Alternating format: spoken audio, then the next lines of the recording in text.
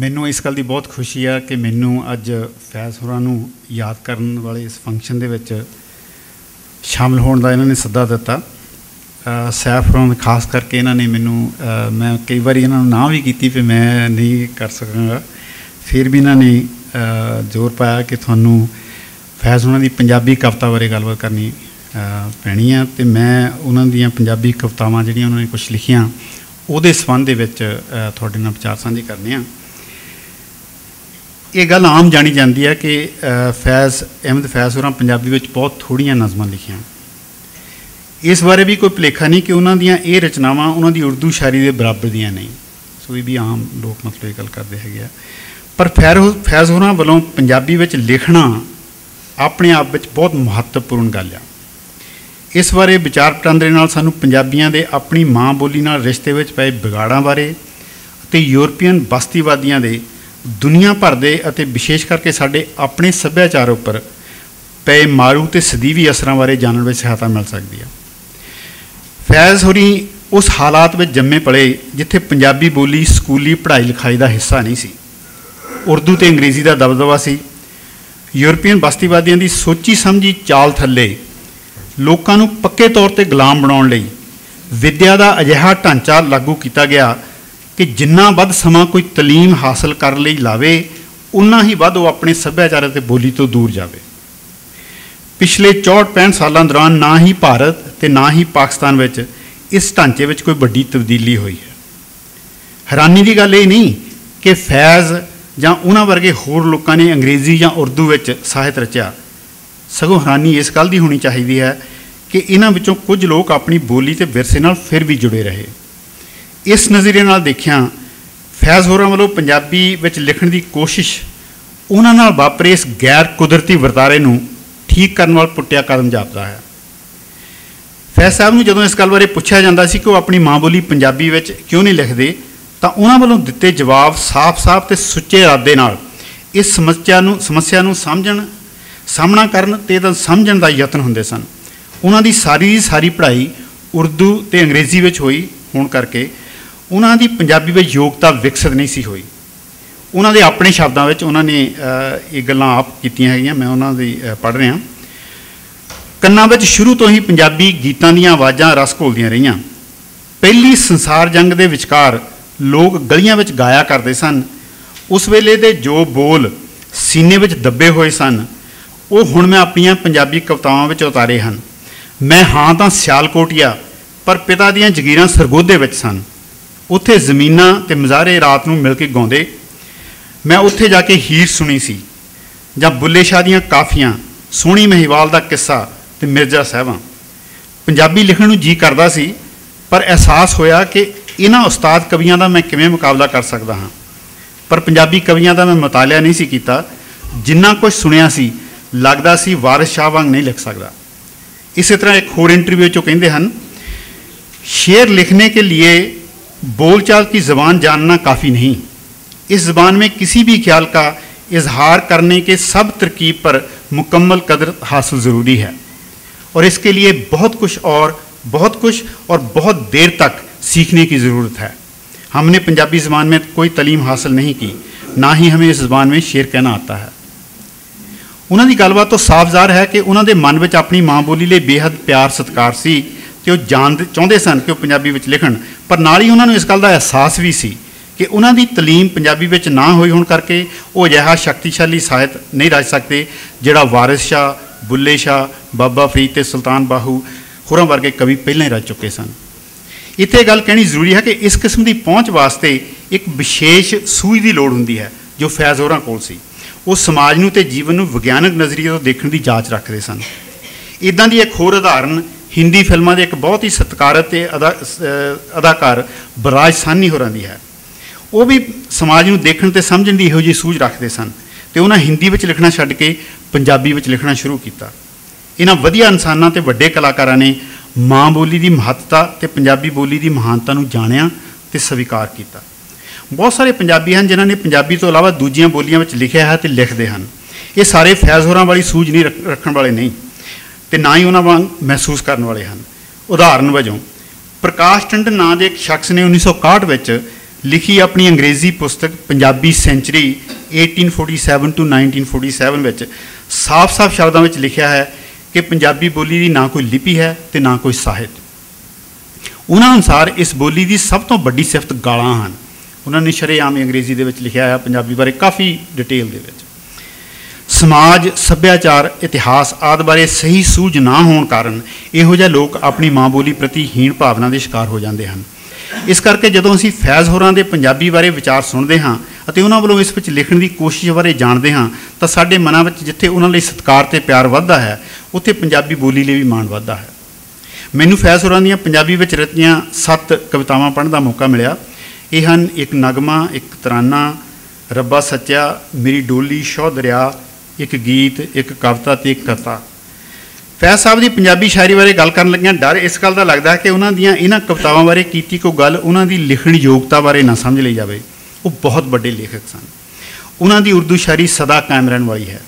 उन्होंने दियां पंजाबी कवितावां नूं पढ़न वेले सानूं 2 विशेष गल्लां दा ध्यान रखना चाहिए है। ये मन के कि उन्होंने पंजाबी में शायरी करने की योग्यता विकसित नहीं हो सकी फिर भी उन्होंने पंजाबी में कविता क्यों लिखी और दूजी गल ये कि कविता उन्होंने किन्हां लोकां वास्ते अते किस मकसद लिए लिखी। उन्हों दी कवितावां विचों लम्मी रात सी दर्द फिराक वाली अते एक कथा कुछ वखरियां हैं जो दूजियां कवितावां वांग किसी विशेष मकसद लिए लिखियां नहीं जापदियां। उन्हां दा कथा बड़ा खूबसूरत है। मैं ठीक कह रहा, कथा ही कहंदे ना, कथा। हाँ ठीक है। अज रात एक रात दी रात जी के, अज रात एक रात दी रात जी के असां जुग हज़ारां जी लीता है। अज रात अमृत दे जाम वांगू इन्हां हत्थां ने यार नूं पी लीता है। उन्हां दा एक बहुत मशहूर गीत है, किधरे ना पैंदियां दसां वे परदेसिया तेरियां। ये गीत उन्हें बंगलादेश बंड वेले लिखिया जदों बड़ी गिणती में पाकिस्तानी फौजी भारत के कैदी सन। अपने देशवासियों के दुखों तकलीफों बारे उन्होंने मन में अथाह फिक्र सी जो इस गीत राही उन्हें जाहिर किया। ये गीत एक औरत वालों अपने साथी की याद में है। दसते हैं कि जदों ये गीत रेडियो पर गाया गया तो हर सुनने वाले दी अखां में हंझू देखे जा सकते सन। किसानां दे नाम एक तराना बहुत दिलचस्प रचना लगी है मैनूं। उठ तां नूं जट्टा मरदा क्यों जाए, भलिया तू जग दा अन्नदाता, तेरी बांदी धरती माता, तू जग दा पालनहार ते मरदा क्यों जाए। उठ तां नूं जट्टा मरदा क्यों जाए।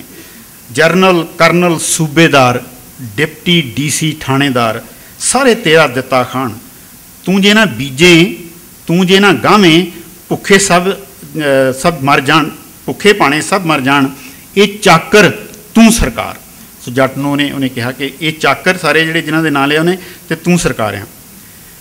किसानां नूं मुखातब उन्हां दी ये कविता लोकां दी बोली विच ते उन्हां दी पद्धर ते कीती गल है। साफ है कि फैज़ होरां दा मकसद सी कि जिन्हां वास्ते वो कविता लिख रहे हैं वो इसनूं सौखियां समझ सकण। कविता विच वो किसान नूं सुनेहा दे रहे हैं कि जाग ते अपनी असलीयत पछाण ते अपने हक हासिल कर। सो इस तरह एक कविता विशेष पाठकों ते स्रोतियां लई विशेष मकसद नाल लिखी कविता है अते अपने इरादे विच हर पक्षों कामयाब है। इस गल बारे बखरियां रावां हो सकदियां हन ते बहस भी हो सकती है कि वो किसानां नूं सूझ पक्षों अपने उर्दू पाठकों तो बखरी पद्धर ते क्यों देखते जां समझदे सन। मेरी डोली शौह दरिया उन्हें 1974 के हर पीड़ित लोगों के सहायता फंड लिए लिखी। कविता में कुड़ी नूं चिन्ह वजों वरत के बाबल जां रब अगे वास्ता पाउंदे हन। अगे तू मैनू हिक नाल ला के रखदा सी ते हुण बाहर तक रहा है। इस किस्म की नज़म है जी। हर ना लोगों नूं अपनियां आईयां मुश्किलों नूं फैज़ साहब बहुत ही कलात्मक तरीके नाल पेश करते हैं। एक नगमा नां की कविता में लोगों को अपील करते हैं कि अपना देश छड्ड के ना जाओ। जिवें हुण भी साडा पंजाबियां दा ये है साडे नाल जिहड़ा मतलब ये आलमोस्ट कुदरती जिहड़ा हो रहा पे होर भी लोगों नाल माइग्रेशन जिहड़ी आ सारे लोग करते हैं पर पंजाबी खास तौर पर दोनों पासों तो उन्होंने बाहर जाना पै रहा कामां लई। तो उन्होंने ये लिखा उन्होंने वतन दियां ठंडियां छाई हो यार, एक टिक रहो थाई हो यार, रोज़ी देवेगा साई हो यार, टिक रहो थाई हो यार।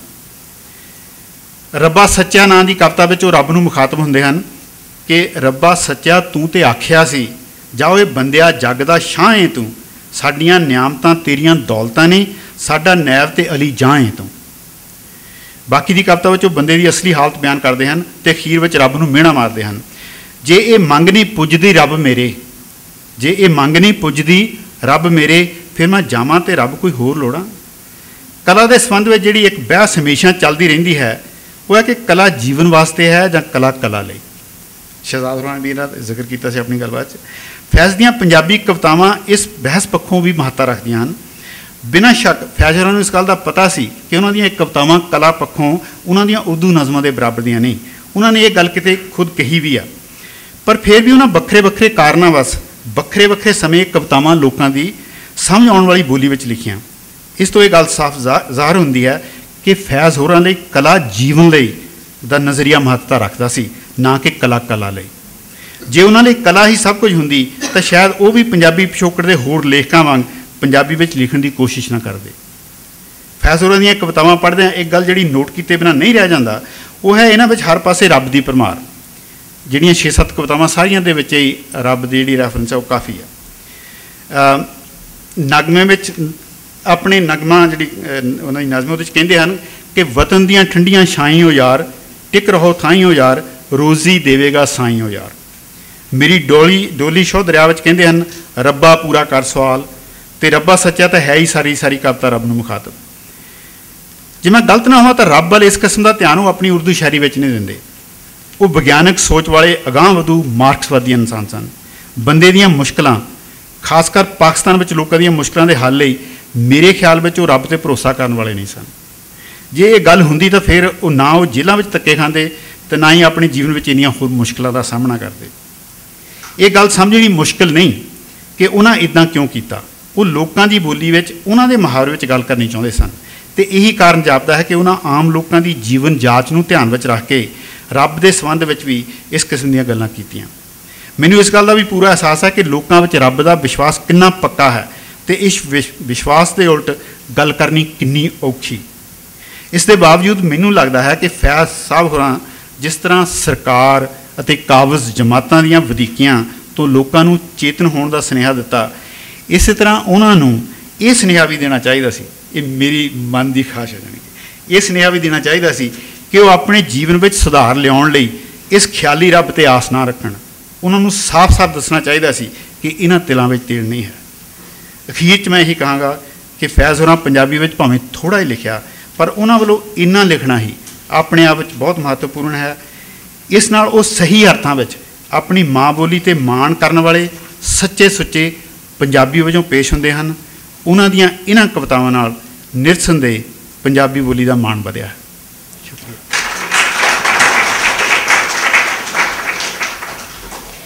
बहुत शुक्रिया साधु साहब, बहुत शुक्रिया। फैज़ कहते हैं कि वो लोग बहुत खुशकिस्मत थे, वो लोग बहुत खुशकिस्मत थे जो इश्क को काम समझते थे या काम से आशिकी करते थे। फिर फैज़ साहब कहते हैं कि हम जीते जी मसरूफ़ रहे, कुछ इश्क किया कुछ काम किया, काम इश्क के आड़े आता रहा, काम इश्क के आड़े आता रहा और इश्क से काम उलझता रहा। फिर आखिर तंग आकर हमने दोनों को अधूरा छोड़ दिया। वो लोग बहुत खुशकिस्मत थे जो इश्क को काम समझते थे। बस वही इसी पैटर्न के साथ चलते रहेंगे। दुआ राजपूत यहाँ पे है हमारी बेटी, और वो आएंगी कुछ एक पोएम सुनाने के लिए। साहिबान, आज बैसाखी का दिन है। Position, no fire.